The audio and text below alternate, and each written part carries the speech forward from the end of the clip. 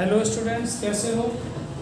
देखो, मैं आज आप लोगों को जर्नल एंट्री, कुछ स्पेशल जर्नल एंट्री बताने जा रहा हूँ। लास्ट क्लास मैंने आपको ट्रेड डिस्काउंट की जर्नल एंट्री तो बता दी थी। अगर कोई डाउट होगा तो मैं और भी क्वेश्चन कराऊंगा। पहले तो जर्नल एंट्री समझा दूँ। तो स्पेशल जर्नल एंट्री क्या होती हैं? स्पेशल जर्नल एंट्री जो आपकी बची हुई है, journal entry,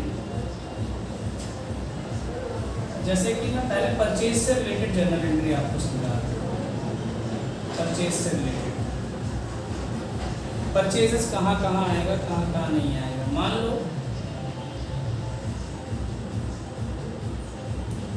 goods withdraw bye proprietor,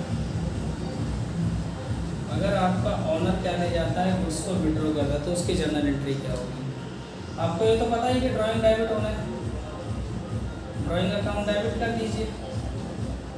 to credit क्या करेंगे? कैश नहीं ले जा रहा, गुड्स ले जा रहा है, तो गुड्स ना लिख करके हम उसे परचेज लिखेंगे।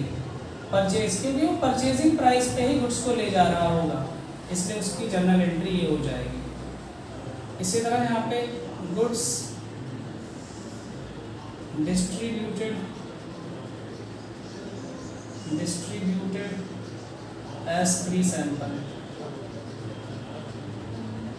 गुड्स जब डिस्ट्रीब्यूट की जाएगी फ्री सैंपल के तौर पे, तो एंट्री क्या होगी? एक तरीके से जब डिस्ट्रीब्यूट करते हो आप गुड्स, तो वो एडवर्टाइजमेंट होता है आपका, एडवर्टाइजमेंट आएगा यहाँ पे, advertisement account debit to purchases. क्योंकि जब हम गुड्स किसी को फ्री में दे रहे हैं, तो इसका मतलब अपने गुड्स का एडवर्टाइजमेंट करने के लिए दे रहे हैं कि वो यूज़ करे और देखे कि हमारी गुड्स कैसी है, उसके बाद वो क्या लेगा, फिर गुड्स परचेज करेगा वो। ठीक है, तो ये जर्नल एंट्री है गुड्स परचेज करने की। वो goods distributed as free sample. कभी कभी क्या होता है, गुड्स गिवन एज चैरिटी भी होता है। Goods given as charity, charity के तौर पे दे दिए, गुड्स गिवन एज चैरिटी। जब आप गुड्स चैरिटी के रूप में देंगे तो चैरिटी आपका एक तरीके से नुकसान है, तो charity account debit to purchase. ठीक है, ये तीन एंट्री आपको अच्छे से समझ में आनी चाहिए। एग्जाम में पूछते हैं गुड्स गिवन एज चैरिटी, इसकी जर्नल एंट्री बताओ। याद रखना, goods given as charity, charity to purchase, हो सकता है कैश भी दे दे तो टू कैश भी आ जाएगा। ठीक है, ये आपको याद रखना है। और एंट्रियां देखो इसमें, और क्या क्या होंगी परचेज की। परचेज कभी कभी क्या होता है, हमारा गुड्स लॉस हो जाता है, गुड्स लॉस बाय, किसकी वजह से? हो सकता है भाई आग लग गई हो, फायर से, हो सकता है स्टॉलन, चोरी की वजह से। गुड्स लॉस बाय फायर और स्टॉलन, ये क्वेश्चन है। तो कभी कभी गुड्स हमारी क्या हो जाती है, जल जाती है, मतलब आग लग गई गोडाउन में, कुछ भी है, तो गुड्स लॉस बाय फायर। तो यहाँ पे क्या लिखेंगे? सबसे पहले लिखेंगे loss by fire, loss by fire account debit. यहाँ पे लॉस बाय फायर की जगह स्टॉलन भी लिख सकते हो आप, अगर चोरी भी हो जाती है गुड्स, कोई होते हैं हमारे वर्कर ले जाते हैं, तो goods stolen, loss by stolen भी हो जाएगा, टू परचेज हो जाएगा। यहाँ पे परचेजेस का मतलब है कि भाई जो जिस कीमत पे खरीदा था उसी कीमत पे चोरी हुई है। फिर उसके बाद कभी कभी क्या होता है, इंश्योरेंस करा के रखता है आपको रखा होता है इंश्योरेंस। जब आपने इंश्योरेंस क्लेम मिल जाते हैं, कभी कभी इंश्योरेंस क्लेम ड्यू, जब इंश्योरेंस क्लेम ड्यू होता है तो कंपनी आती है, इंश्योरेंस का क्या करती है, मुआयना करती है, देखती है, इंस्पेक्शन करती है कि हाँ भाई लॉस हुआ है, कितना हुआ है। तो फिर उसके बाद कंपनी हमें क्या करेगी, इंश्योरेंस कंपनी हमें पैसे देने के लिए बोलती है, तो इंश्योरेंस कंपनी को डेबिट करेगी, इंश्योरेंस कंपनी अकाउंट डेबिट, या insurance company debit to loss by fire, to loss by fire. अब यहाँ पे अगर कंपनी पैसा दे देगी तो आप क्या लिख देंगे, when money is received, money received, पैसा मिल जाता है या अमाउंट रिसीव्ड, तो bank account debit to insurance company. ठीक है, ये हमारी जर्नल एंट्री है। लेकिन इस जर्नल एंट्री में थोड़ा सा क्या है, मान लो मैं यहाँ पे एक एग्जाम्पल के थ्रू समझाता हूँ। मान लो आपका लॉस हुआ है 10 रुपये का, ठीक है। कंपनी आई, कंपनी क्या करेगी, या तो 10 रुपये देगी या इससे कम देगी, इससे ज़्यादा नहीं देती। कभी कभी कंपनी लॉस देती है या जितना इंश्योरेंस होता है उतना देती है। मान लो इंश्योरेंस कंपनी के एजेंट आए, उन्होंने कहा भाई आपका लॉस तो 8 रुपये हुआ है, आपका लॉस कितना हुआ है 8 रुपये। तो इंश्योरेंस कंपनी सिर्फ 8 रुपये देगी, लॉस कितना हुआ है लेकिन 10 रुपये। इसका मतलब 2 रुपये कहाँ जाएगा, ये प्रॉफिट एंड लॉस में चला जाएगा। एक प्रॉफिट एंड लॉस से हमारा अकाउंट बनता है, प्रॉफिट एंड लॉस में, और फिर कंपनी मुझे 8 रुपये ही देगी, ठीक है। या तो यहाँ पे प्रॉफिट एंड लॉस अकाउंट लिखते हैं, या फिर लिखते हैं statement of profit and loss. Statement of profit and loss जब लिखते हैं जब कंपनी होती है, और प्रॉफिट एंड लॉस सिर्फ अकेला बंदा जब बिजनेस कर रहा होता है, एकल व्यवसाय जब होता है, ठीक है। ये आपकी जनरल एंट्री परचेज से रिलेटेड थी। अब आगे की कुछ एंट्रियाँ हैं, जैसे कि एक्सपेंसेस से रिलेटेड एंट्री। एक्सपेंसेस से रिलेटेड एंट्री, एक्सपेंसेस से रिलेटेड एंट्री, एक तो एक्सपेंस आपको पता होना चाहिए, एक होता है प्रीपेड एक्सपेंस।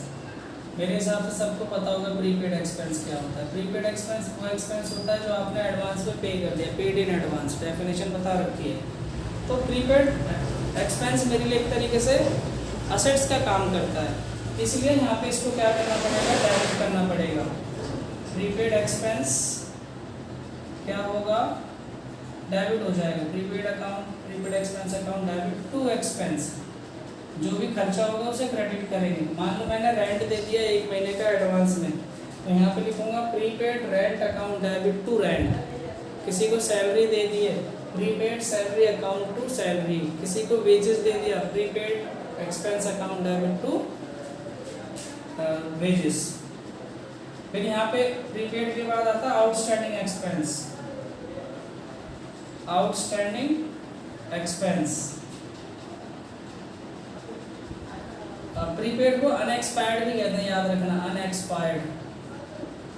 अनएक्सपायर्ड इंश्योरेंस होगा, मतलब आएगा अभी तो बता देंगे। Outstanding expense due but not paid, और ये क्या था, पेड इन एडवांस, ये ड्यू बट नॉट पेड। ऐसे खर्चे जो हमने ड्यू कर लिए, मतलब कर लिए लेकिन पे नहीं किए, ये मेरे लिए लायबिलिटी का काम करेगी। तो इस लायबिलिटी क्या होती है, क्रेडिट। यहाँ पे आउटस्टैंडिंग एक्सपेंस क्या हो जाएंगे मेरे, क्रेडिट हो जाएंगे।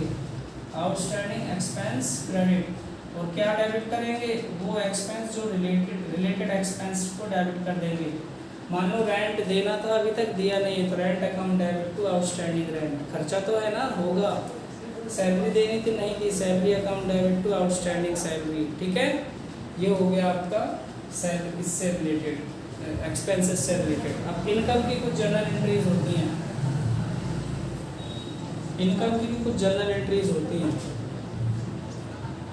इनकम, एक होता है accrued income.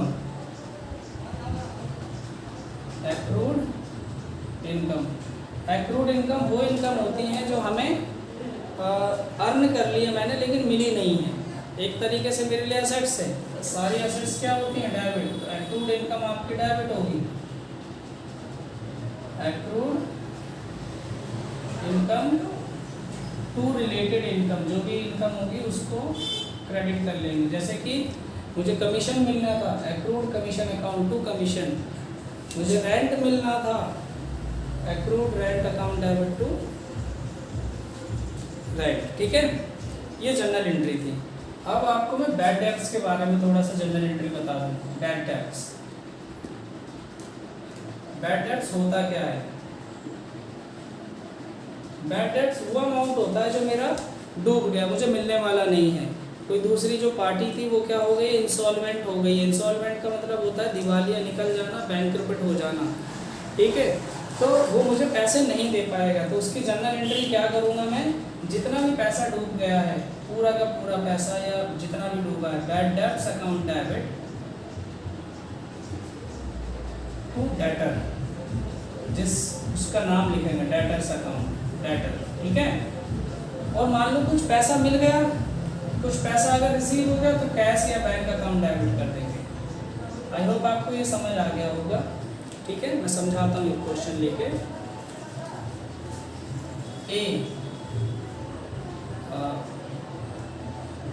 A who owes rupees 5,000, ए जिसने मुझसे 5,000 रुपये लेता है, लिए थे, ठीक है। ओव्ड लिखो यहाँ पे, बिकम इंसॉल्वेंट। इंसॉल्वेंट बैंक पर कुछ भी हो सकता है, बिकम इंसॉल्वेंट एंड कुड पे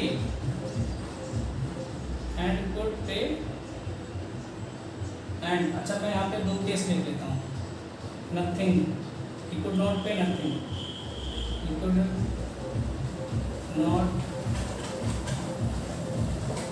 not pay anything, कुछ नहीं पे कर पा रहा है। तो दूसरा केस है he could pay only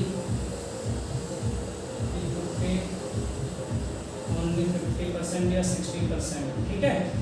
तो ये 2 केसेस हैं यहाँ पे। तो पहली जनरल एंट्री क्या होगी, देखो ध्यान से। ए कोई ऐसा राम लिख लेते हैं, करण लिख लेते हैं, या यहाँ पे करण लिख लेते हैं। करण हु ओव्ड ₹5,000, जिसने हमसे 5,000 रुपये लिए थे, उधार था उसके ऊपर, वो बिकम इंसॉल्वेंट हो गया। वो क्या इंसॉल्वेंट, तो दिवालिया निकल गया, कुछ नहीं पे कर पा रहा। क्या पे कर पा रहा है सर, यहाँ पे कुछ नहीं पे कर पा रहा। पहले वाले में तो क्या एंट्री करेंगे, पूरा पैसा डूबा मानूंगा मैं, bad debts account debit to Karan, कितना 5,000। सेकेंड एंट्री में क्या होगा, हो सकता है वो कुछ पैसा दे जाए,